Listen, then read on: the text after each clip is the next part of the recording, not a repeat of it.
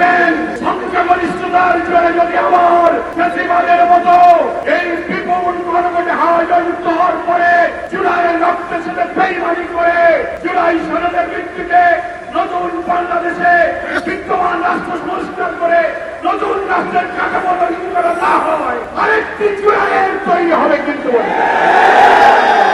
এক সাগর রক্তের বিনিময়ে জুলাই বিপ্লবের মধ্য দিয়ে যে নতুন বাংলাদেশের স্বপ্ন দেখেছিল, নির্বাচনের অনিয়ম, ম্যানিপুলেশন, নির্বাচন পরবর্তী সহিংসতা এবং নতুন করে রক্ত দিয়ে গড়া জুলাই সনদকে অস্বীকার করে নানান টকশো বুদ্ধিজীবীদের দিয়ে ন্যারেটিভ তৈরি করে সেটা অস্বীকার করার যে পায়তারা করা হচ্ছে, তার বিরুদ্ধে নতুন করে বাংলার মানুষ আবার ফুঁসে উঠেছে।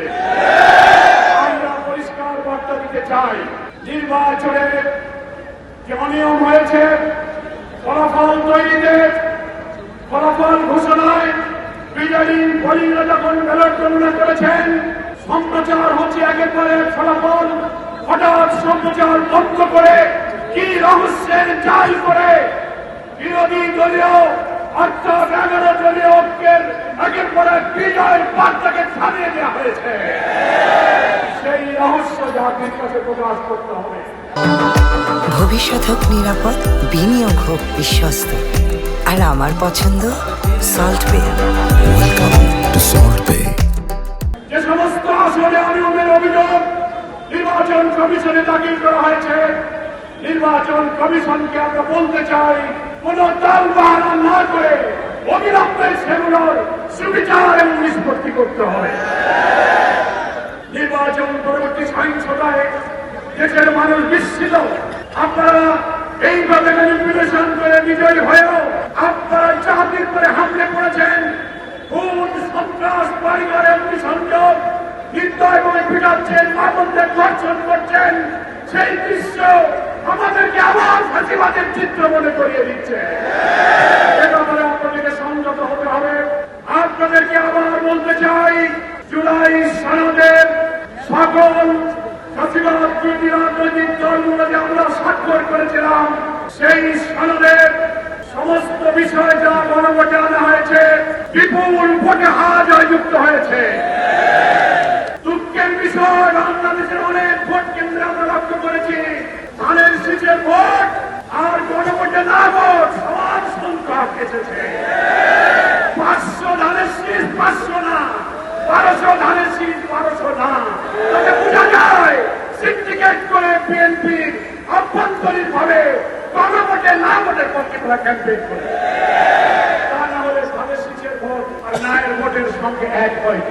এখন নির্বাচনের পরে টকশোতে অনেক বুদ্ধিজীবী তথাকথিত ফেক সাংবাদিক নামের কিছু বুদ্ধিজীবী সরকারের দালালি করে প্রশ্ন তুলছেন, জুলাই সনদের যা যা স্বাক্ষরিত, যা যা ঐক্যমত, সেইগুলো সবকিছু সরকার মানতে বাধ্য নয়।